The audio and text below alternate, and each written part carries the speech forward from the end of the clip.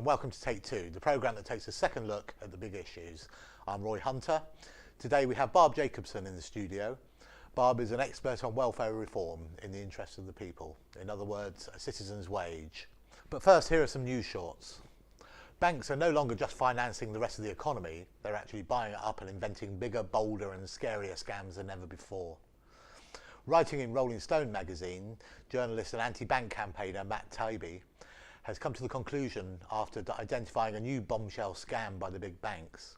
Actually, the term scam is hardly a big enough word to describe the latest horror to emerge concerning Wall Street's ability to influence US banking law and the Justice Department which seems to interpret the law in any way the banks want. It all starts with a discrete clause inserted into the disastrous 1999 Bank Reform Act. It permits banks to become involved in any activity that is complementary to a financial activity. So what does that mean? If the lawmakers meant things like supplying data or specialist financial analysis services, that is certainly not what's happened. Instead, the banks have taken this little notice clause to take up any economic activity they feel like including, buying up vast swathes of the industries. Tabby's research shows that thanks to the 5 words, the big banks now own oil tankers, run airports, control huge quantities of coal, natural gas, heating oil, electric power and precious metals, exerting direct control over the supply of a whole galaxy of raw materials crucial to world industry, from food products to metals like zinc, copper, tin, aluminium. Banks are buying oil that's still in the ground, the tankers that move it across the sea, the refineries that turn it into fuel, and the pipelines that bring it to your home. Then at the same time, they're betting on timing and efficiency of these deliveries, buying and selling oil stocks on the stock exchange, oil futures, and on the futures market. The scam only got off the ground in the aftermath of the 2008 bailouts, but already fines in excess of $400 million have been levied against both JP Morgan Chase and Barclays for allegedly manipulating the delivery of electricity in several US states. Last summer, the New York Times described how Goldman Sachs was caught systematically delaying the delivery of metals out of a network of warehouses it owned in order to jack up rents and artificially boost prices. The politicians who voted this clause through are even more invisible than the US Justice Department officials who permitted the broad interpretation the banks have seized on. And what about the Justice Department and its incumbent Attorney General Holder? Holder was in charge as it emerged that the Justice Department has authorised the supply of scores of submachine guns to the Sinaloa Mexican drug cartel in the Fast and Furious scandal, and has made sure nobody important is prosecuted for this, or the big bank drug money laundering, and well, pretty much any criminal activity by the big banks who were one of the most important contributors to Obama's so-called grassroots political organisation. The civil war threatens Ukraine. With Afghanistan, Iraq and Libya in chaos and an appalling civil war in full swing in Syria, it's conceivable that the US and NATO are planning a civil war for Ukraine as well. Well, that's what some people think in the Russian government. The news follows the leaking of a phone call made by the hardline US official Victoria Nuland.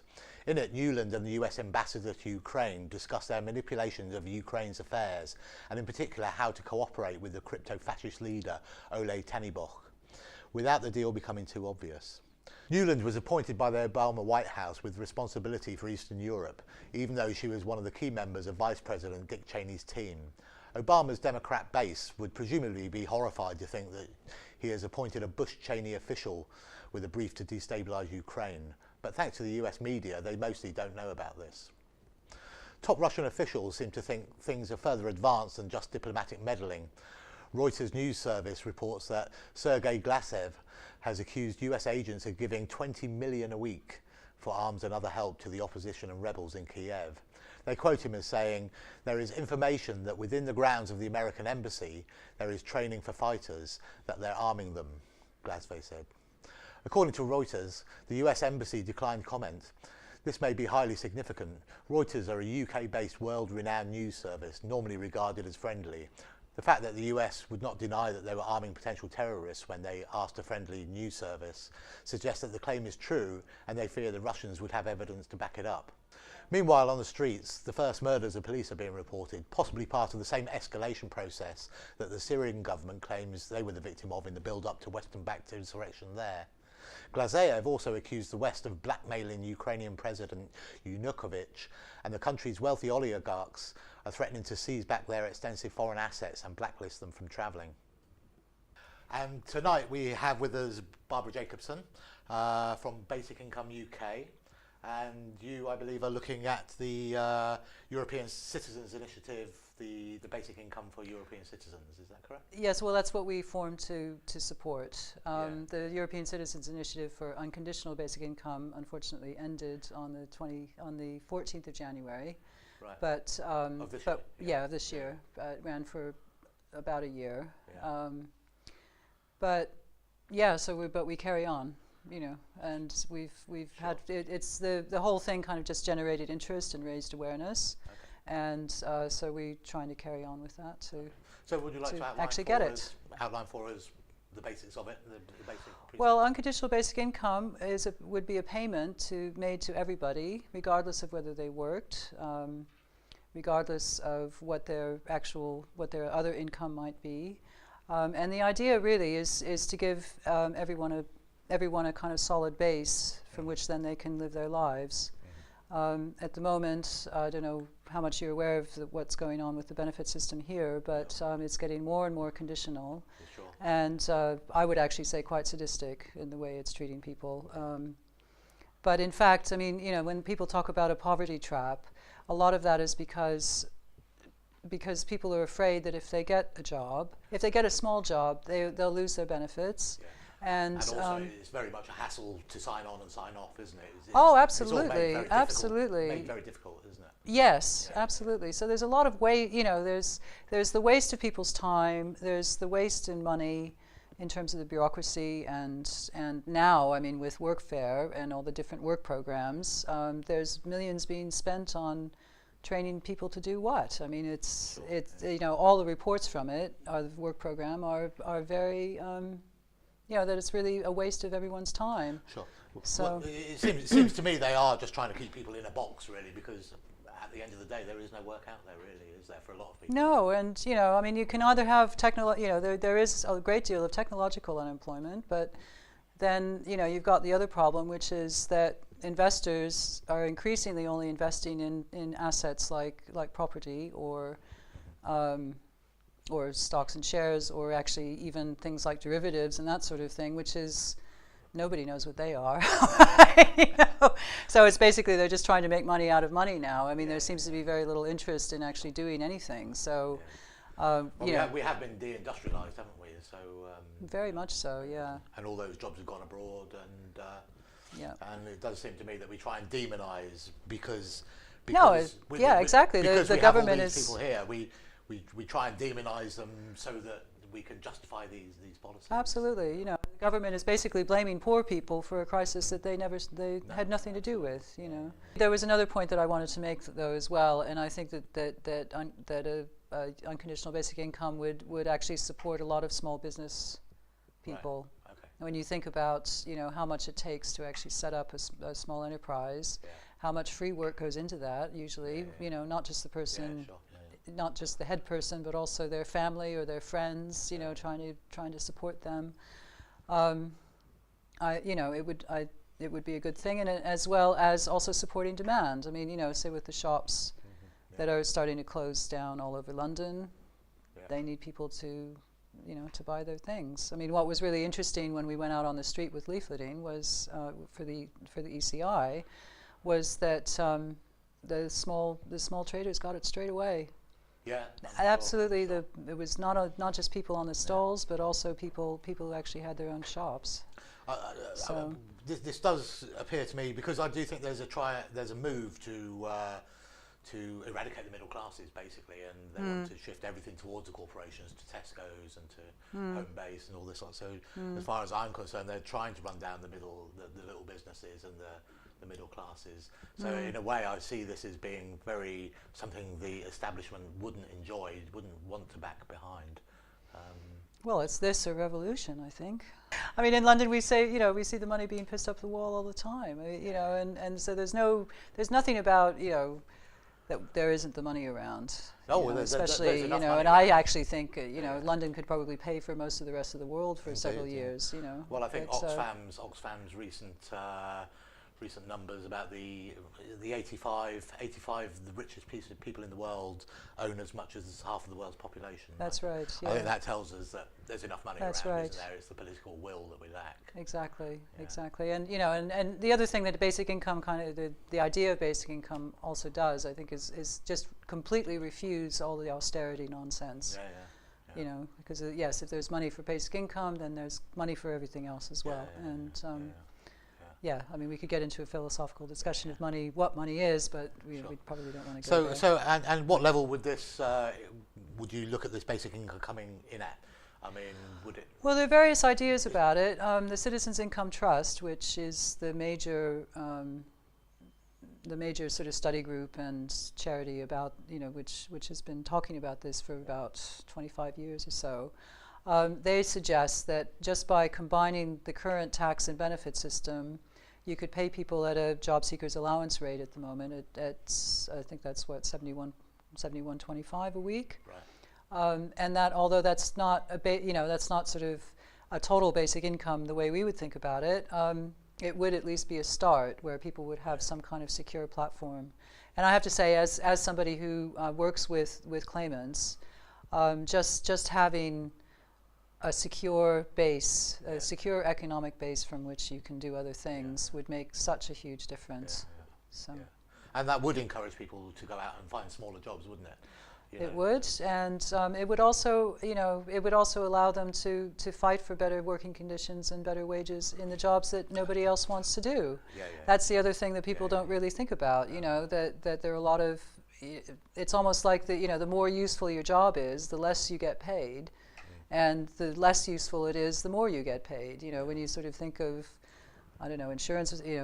People who run the insurance industry or the banks. I mean, if they disappeared tomorrow, what would happen? We'd all have a party, wouldn't we, really? Would anything stop? I don't think so. So. And how much political support is there for this? It's interesting. It's sort of the Green Party has it in their manifesto in the UK, Right. and most of the Green parties throughout Europe do. So there's that. We've been, during the ECI, we also got 33 MEPs to sign a statement in support of it, and that included people from some socialist parties, some from different pirate parties, I think. I'm not quite sure about that. People have to look it up. But really, the most amazing thing to come out of the ECI was really what happened in the Eastern European countries. Bulgaria got their TUC equivalent completely on board, and that kind of exploded. They collected about 20,000 signatures in about 3 days. Brilliant. Once that happened. And in Slovenia, there are 7 people actually running on a basic income platform. Right. Okay. So directly. So that's so they'll be pushing that at the EC level. Yeah. And do you find the ex-Eastern European countries, are they coming from a communist background? Do you find they're more open to this kind of thing than the? I don't think it's so much the communist background. I think it's just that they're really fed up with all these revolutions and and not having any control. I mean, at the meeting I went to over the weekend, a man from Bulgaria said, we want evolution, not revolution. We're fed up with revolution not knowing what the end is going to be, because when you throw all the cards up in the air like that, nobody knows where they're going to land. No. And of course, that's another way of their control, isn't it? Order out of chaos. Yes. They like a bit of chaos. They can get a few agendas in. Well, yeah, but I think in a way it's also because they lost so much. I mean, when the Iron Curtain came down, basically just a bunch of thieves stole their economy and everything in it, and how you can go from everything being state run, and you've got free health service, free education, free housing, often free electricity and various other things, to suddenly nothing. I think that's also part of the impetus for them. And they've also lost many jobs. And the man from Bulgaria said that they lost 500,000 jobs last year. So, and that's, I think, also why their TUC understands this a bit better. Well, I think after the fall of the Berlin Wall, I think there was very much a capitalist idea of giving them a short, sharp shock, what actually happened was that the whole economy was just stolen. I mean, it just wasn't, I mean, it wasn't like it was just kind of apportioned out fairly amongst everybody in the country. It was like, whoever happened to be close to power at that time, they stole everything. So I think people are pretty fed up with that kind of thing. And I think that's the other thing is that, because basic income, you'll always know whether you're getting what you need to get. There's not much, unlike sort of, say, with certain aid programs, okay, you never know how much is actually going to the people administering the aid more than the people that are actually on the ground, or even into the specific projects that they're supposed to be funding themselves.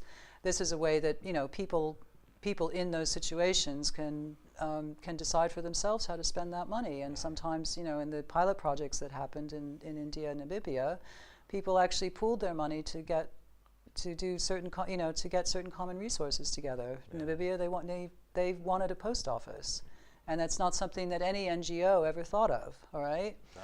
And all right, a lot of good initiatives do come from a lot of them from the grassroots, don't they? Oh, absolutely, and it's a way that again, people can get together for themselves and do the things that they want to do. There was the micro lending, wasn't there? Well, that's the thing with micro lending. It's a very difficult thing, all right? Because people are they're basically using, with micro lending, they're kind of using people's cultures against them, because I don't know if you're aware, but in most of these micro lending things, they basically make the whole village or the whole family responsible, or the whole group responsible for each individual person paying off their loan. Right. So if that person doesn't pay off their loan, then there are various shame techniques and really terrible kinds of ways that people are treated, because they haven't paid off their loan. And, and it's actually not,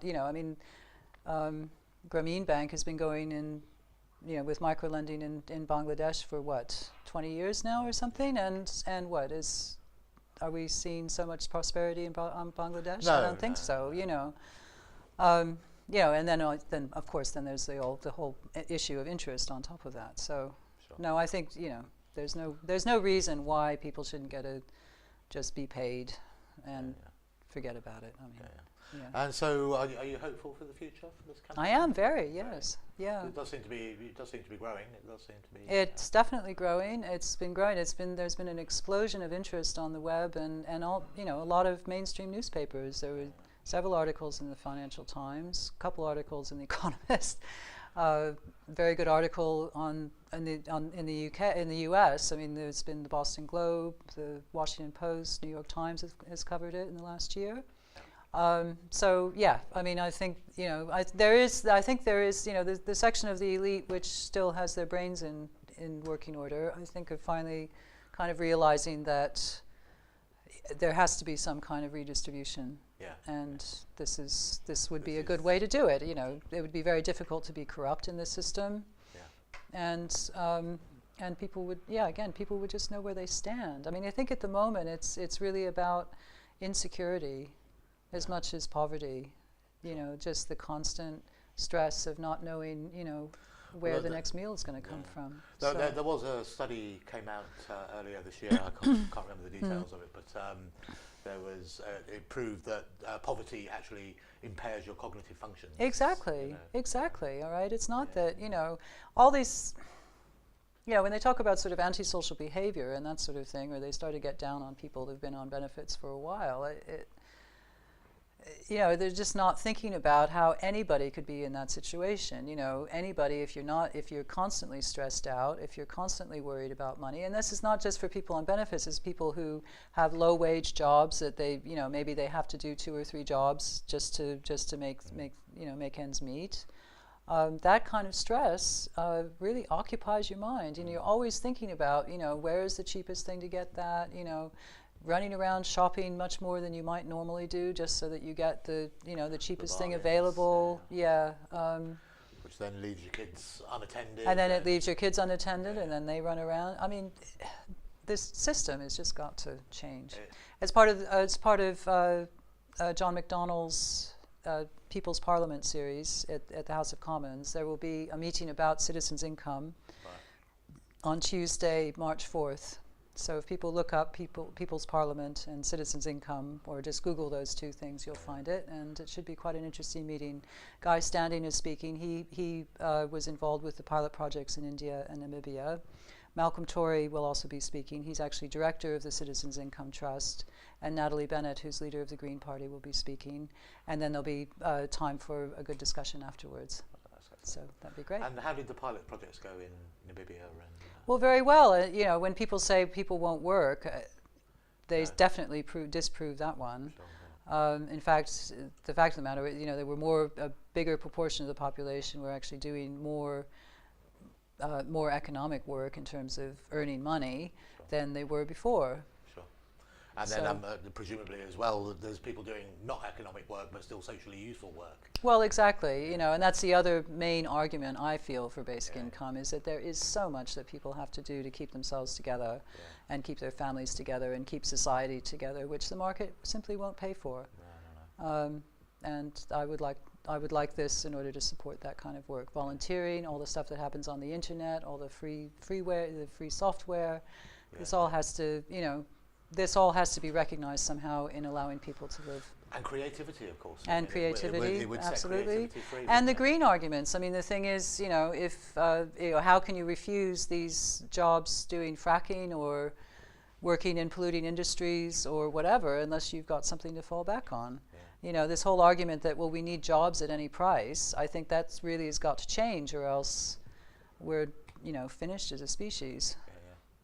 So Barbara, the initiatives in India and Namibia, were they Western-led or were they local? Primarily, yes. They did come from the UN, from some bits of the UN. The interesting thing about India was that it was led by the Self-Employed Women's Association, or they were one of the partners in it, and so they actually tested, does it make a difference if you've got a local self-generating organization there versus if you just don't have those people around, in terms of helping people spend their money, you know, making sure that people had enough resources to deal with other things, and had a place to actually talk about what the problems were. So. And how big is it across India? Is it well, it was just done. I can't remember how many villages, but it was something. It was in the rural. It was in rural India, and it was some hundreds of villages that they were for the whole study. Yeah. And they're still actually analyzing the results. I mean, it's Oh, it's that recent. Oh yes, yeah. No, this only ended. If it is, it's only ended about a year ago, I think, or 2 years ago. Yeah. So it'll be interesting to see those results written up. It'll be hugely interesting to see those results, because I mean, in India they've got a food distribution system which is hugely corrupt. And it's something I think that would really make a big difference in people's lives. We need data in the West, don't we? You know, we need evidence to. We do, and to wave you under know. MEPs' noses. We do. It would be interesting to do that. I have to say, though, I mean, it was tried. A minimum income study was tried in Canada in the 70s, and also in the 70s there was a kind of minimum guaranteed income in the States. Was there really? Yeah, and what was interesting about the one in the States was, the reason it got kind of killed off was that women started leaving their husbands. You know, and that's, I mean, it sort of brings up another argument for basic income, which is it would give women independent money in whatever situation they'd be in, and they would be able to refuse violence and refuse dodgy treatment. So, but in the one in Canada, the only people that really stopped working were young mothers and people who were close to retirement age. Right. And those are the people that cut down on work, and everybody else pretty much kept their jobs. I mean, it's like the thing, you know, when people ask us, well, you know, would people work or not? Not only do the pilot studies prove this, but when you actually ask people on the street about that, like, well, would you actually quit your job if you had a basic income? And most people say no. It's not all about being anti-work. It's just, you know, wanting to have a new conversation about work. But you can imagine that those people at the lower end of the scale who are doing the very menial jobs, low-paid menial jobs, which need doing, of course. Those jobs do need doing. They do, Those were the ones that my suspicion would be that those were the people who would leave their work. I don't know if you have any. Well, in Canada, that wasn't the case. It wasn't the case. No, not at all. Good. No. But again, I also feel that basic income would give people in that position a platform to, or some security, so that they could improve their conditions, maybe share out the work a bit better so that you're not always having to clean the streets or always having to pick up the rubbish. You know, maybe this could be something that we decide to do a bit more mutually. And you know, there's no reason why, you know, there's just no reason these days with the kind of technology we have that people should be stuck in, you know, doing one single thing for 8 hours or 10 hours or whatever a day. As indeed. That's one thing we both agree on. Okay. Thank you, Barbara Jacobson. Thank you very much. All right. Okay, thank you. That's all for tonight. This was take 2. You can find the rest of these interviews on our YouTube channel, RADTV UK. Thank you for the People's Voice for hosting us, and good night. Thank you.